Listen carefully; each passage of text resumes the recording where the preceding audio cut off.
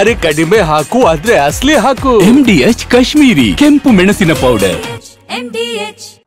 ಇನ್ನು ಅಬ್ದುಲ್ ರೆಹಮಾನ್ ಕೊಲೆ ಪ್ರಕರಣದಲ್ಲಿ ರಾಜಕೀಯ ಜಟಾಪಟಿ ಕೂಡ ಜೋರಾಗಿ ನಡೀತಾ ಇದೆ. ನಿರೀಕ್ಷೆ ಇತ್ತು ಕೂಡ ಇದು.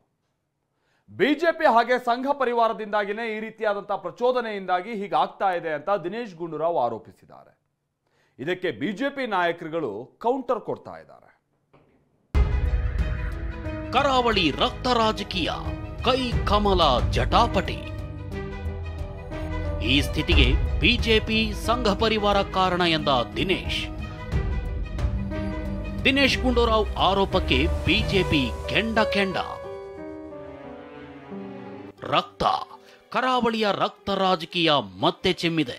ಸುಹಾಸ್ ಶೆಟ್ಟಿ ಹತ್ಯೆಯಾದ ಬಳಿಕ ಶುರುವಾಗಿದ್ದ ಮರ್ಡರ್ ಪಾಲಿಟಿಕ್ಸ್ ಮತ್ತೆ ಮುನ್ನೆಲೆಗೆ ಬಂದಿದೆ. ಅಬ್ದುಲ್ ರೆಹಮಾನ್ ಕೊಲೆ ನಂತರ ಕೊಲೆ ರಾಜಕೀಯದ ಬಾಂಬ್ ಸಿಡಿದಿದೆ. ಕೊಲೆ ಬಗ್ಗೆ ಪ್ರತಿಕ್ರಿಯಿಸಿ ಮಾತನಾಡಿದ ಸಚಿವ ದಿನೇಶ್ ಗುಂಡೂರಾವ್, ಕರಾವಳಿಯ ಇಂದಿನ ಪರಿಸ್ಥಿತಿಗೆ ಬಿಜೆಪಿ ನಾಯಕರು ಸಂಘ ಪರಿವಾರ ನಾಯಕರ ಹೇಳಿಕೆಗಳೇ ಕಾರಣ. ಶವದ ಮೇಲೆ ರಾಜಕೀಯ ಮಾಡೋದೇ ಅವರ ಕಾರಣ. ಕೆಟ್ಟ ವ್ಯವಸ್ಥೆ ನಿರ್ಮಾಣವಾಗೋದಕ್ಕೆ ಅವರೇ ಕಾರಣಕರ್ತರು ಅಂತ ಗಂಭೀರ ಆರೋಪ ಮಾಡಿದ್ದಾರೆ. ಇದಕ್ಕೆ ಶಾಸಕ ಅಶ್ವಥ್ ನಾರಾಯಣ್ ತಿರುಗೇಟ್ ಕೊಟ್ಟಿದ್ದು, ನಿಮ್ಮ ಆಡಳಿತ ದೋಷ ಸರಿಪಡಿಸಿಕೊಳ್ಳಿ ಅಂತ ತಿಳಿದಿದ್ದಾರೆ. ಅವರ ಸಂಘ ಪರಿವಾರ ಮತ್ತು ಅವರ ಬಿಜೆಪಿ ಪಕ್ಷ ಮುಖಂಡರುಗಳು ಅವರಿಗೆ ಅವಕಾಶ ಸಿಕ್ಕಿದ್ರೆ, ಒಂದು ಹತ್ಯೆ ಅಥವಾ ಒಂದು ಶವ ಸಿಕ್ಕಿದ್ರೆ ಅದರ ಮೇಲೆ ರಾಜಕಾರಣ ಮಾಡೋಕ್ಕೆ ಹೋಗ್ತಾರೆ. ಅವರ ಬಂಡವಾಳನೇ ಅದಾಗೋಗಿದೆ. ನಮ್ಮ ದಕ್ಷಿಣ ಕನ್ನಡ ಜಿಲ್ಲೆಯಲ್ಲಿ ಈ ಕೆಟ್ಟ ವ್ಯವಸ್ಥೆ ನಿರ್ಮಾಣ ಆಗೋದಕ್ಕೆ ಅವರು ಕೂಡ ಒಂದು ಕಾರಣಕರ್ತರು. ಭಾರತೀಯ ಜನತಾ ಪಕ್ಷ ಮತ್ತು ಅವರ ಪರಿವಾರದ ಎಲ್ಲ ಸಂಘಟನೆಗಳು. ಪ್ರತಿಪಕ್ಷವಾಗಿರುವಂಥ ಬಿಜೆಪಿ ಮೇಲೆ ಇಂಥ ಆಪಾದನೆ ಮಾಡೋದು, RSS ಮೇಲೆ ಆಪಾದನೆ ಮಾಡೋದು ಎಷ್ಟು ಮಟ್ಟಿಗೆ ಸರಿ ಇದೆ? ಇವರ ಮನೆಯಲ್ಲಿ ಏನೊಂದು ದೋಷ ಇಟ್ಕೊಂಡು, ಇವರಲ್ಲಿ ಆಡಳಿತದಲ್ಲಿ ದೋಷ ಇಟ್ಕೊಂಡು ಸೂಕ್ತವಾಗಿ ನಿರ್ವಹಣೆಯನ್ನು ಮಾಡದ ಕಾರಣ ಈ ಪರಿಸ್ಥಿತಿ ನಿರ್ಮಾಣ ಆಗಿದೆ. ಇಷ್ಟೇ ಅಲ್ಲ, ಮಂಗಳೂರಲ್ಲಿ ಪ್ರಚೋದನಾಕಾರಿ ಭಾಷಣ ಮಾಡಿದ್ದಾರೆ. ಸಂಘ ಪರಿವಾರದವರೇ ಹೆಚ್ಚಾಗಿ ಪ್ರಚೋದನಾಕಾರಿ ಭಾಷಣ ಮಾಡಿದ್ದಾರೆ ಅಂತ ದಿನೇಶ್ ಹೇಳಿದ್ರು. ಇದಕ್ಕೆ ತಿರುಗೇಟು ಕೊಟ್ಟ ವಿಪಕ್ಷ ನಾಯಕ ಆರ್ ಅಶೋಕ್, ಮಂಗಳೂರಲ್ಲಿ ಪಾಕ್ ಪರ ಘೋಷಣೆ ಕೂಗೋರು ಜಾಸ್ತಿ ಆಗಿದ್ದಾರೆ ಅಂತ ಪಂಚ್ ಕೊಟ್ಟಿದ್ದಾರೆ. ಈ ಪ್ರಚೋದನೆಯ ಭಾಷಣಗಳು ಮತ್ತು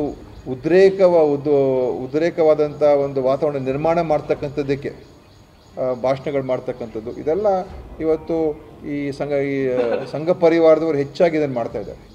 ಸಂಘ ಪರಿವಾರದವರು ಇವತ್ತು ಹೆಚ್ಚಾಗಿ ಇಂಥ ಒಂದು ಇದರಲ್ಲಿ ಹೆಚ್ಚಾಗಿ ಅವರು ಭಾಗಿಯಾಗ್ತಾ ಇದ್ದಾರೆ. ಕರಾವಳಿ ಭಾಗದಲ್ಲಂತೂ ಈ ಭಯೋತ್ಪಾದನಾ ಚಟುವಟಿಕೆನೂ ಜಾಸ್ತಿ, ಪಾಕಿಸ್ತಾನ ಜಿಂದಾಬಾದ್ ಅನ್ನೋರು ಜಾಸ್ತಿ ಆಗ್ತಾ ಇದ್ದಾರೆ. ಈಗ ಅಲ್ಲಿ ಒಂದು ರೀತಿ ಕೊಲೆಗೆ ಕೊಲೆ ಅನ್ನೋ ಒಂದು ಮನಸ್ಥಿತಿ ಬಂದಿರುವಂಥದ್ದು ಒಳ್ಳೆಯದಲ್ಲ, ರಾಜ್ಯದ ದೃಷ್ಟಿಯಿಂದ ಒಳ್ಳೆಯದಲ್ಲ. ಓಲೈಕೆ ರಾಜಕಾರಣ ಎಂದ ಅಶೋಕ್, ಜಾತಿ ಧರ್ಮ ನೋಡಲ್ಲ ಎಂದ ದಿನೇಶ್. ಯಾರನ್ನೋ ಓಲೈಕೆ ಮಾಡೋ ದೃಷ್ಟಿಯಿಂದ ಜನರ ಮನಸ್ಸಲ್ಲಿ ಏನಾಗ್ಬಿಟ್ಟಿದೆ, ಇದು ಓಲೈಕೆ ರಾಜಕಾರಣ ಮಾಡ್ತಾರೆ ಕಾಂಗ್ರೆಸ್ ಅವರು ಅಂತೇಳಿ ಜನರ ಮನಸ್ಸಲ್ಲಿ ಆಳವಾಗಿ ಹೋಗ್ಬಿಟ್ಟಿದೆ. ಇದರಿಂದ ಈ ಗಲಭೆಗಳು ನಡೀತಾ ಇದೆ. ಸುಹಾಸ್ ಶೆಟ್ಟಿ ಪ್ರಕರಣದಲ್ಲಿ ಯಾರು ಮಾಡಿದ್ರು ಅವ್ರನ್ನ ಹಿಡಿದಾಕಿದ್ದೀವಿ. ಅದರ ಹಿಂದೆ ಅಶ್ರಫ್ ಅಂತ ಒಬ್ಬ ತೀರೋದ ಪಾಪ ಅಮಾಯಕ, ಯಾರಿಗೂ ಅವ್ನಿಗೆ ಏನೂ ಇರಲಿಲ್ಲ, ಅವನಿಗೆ ಸುಮ್ಮನೆ ಹೊಡೆದು ಸಾಯಿಸ್ಕೊಟ್ರು ಅವನಿಗೆ, ಅವ್ರನ್ನೂ ಹಿಡಿದಾಕಿದ್ದೀವಿ. ಈ ಪ್ರಕರಣದ ಕೂಡ ಹಿಡಿತೀವಿ. ಕಾನೂನು ಒಂದು ಕಡೆ ಕಾನೂನು ಉಲ್ಲಂಘನೆ ಆದಾಗ ಕಾನೂನು ಕ್ರಮ ತಗೊಳ್ತಾಗ ನಾವು ನಿಷ್ಪಕ್ಷಪಾತವಾಗಿ ಕೆಲಸ ಮಾಡ್ತೀವಿ. ಯಾರೋ ಪರನೂ ಯಾರೇ ಒಂದು ಹತ್ಯೆ ಆದರೆ ಅದರಲ್ಲಿ ಧರ್ಮ ಜಾತಿ ನೋಡುವಂಥದ್ದು ಪ್ರಶ್ನೆ ಬರೋದೇ ಇಲ್ಲ ನಮಗೆ.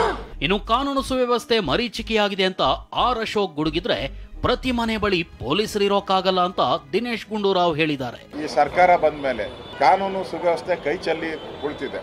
ಬರೀ 144 ಸೆಕ್ಷನ್ ಹಾಕ್ಬಿಟ್ರೆ ಕಾನೂನು ಪಾಲನೆ ಆಗುತ್ತೆ ಅಂತ ತಿಳ್ಕೊಂಡಿರೋಂಥ ಸರ್ಕಾರ. ಪೊಲೀಸ್ ಫೇಲಿಯರ್ ಅಂತ ನಾನು ಹೇಳೋದಕ್ಕಿಂತ ಹೆಚ್ಚಾಗಿ ಈಗ ಎಲ್ಲೋ ಒಂದು ಕಡೆ ನೋಡಿ ಅವ್ರನ್ನ ಪ್ರತಿಯೊಂದು ಮನೆ ಹತ್ರನೂ ಪೊಲೀಸ್ ಇರೋಕ್ಕಾಗೋದಿಲ್ಲ.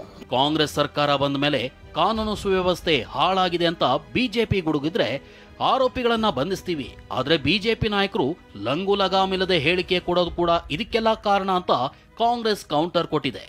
ಈ ಮಧ್ಯೆ ಸಿಡಿದೆದ್ದಿರೋ ಕಾಂಗ್ರೆಸ್ನ ಮುಸ್ಲಿಂ ಮುಖಂಡರು ನಾಳೆ ಮಧ್ಯಾಹ್ನ ಸಭೆ ನಡೆಸಿ ಸಾಮೂಹಿಕ ರಾಜೀನಾಮೆ ನೀಡಲು ನಿರ್ಧರಿಸಿದ್ದಾರೆ. Bureau report, TV9. MDH ನ ಕಿಚನ್ ಅಲ್ಲಿದ್ರೆ ನಾವು ಎಲ್ಲವನ್ನು ಮಾಡಬಹುದು. ಬೆಂಗನ್ ಕಾ ಬರ್ತಾ, ಆಲೂ ಗೋಬಿ, ಭಿಂಡಿ ಮಸಾಲಾ, ಇನ್ನೂ ಬಹಳಷ್ಟು. MDH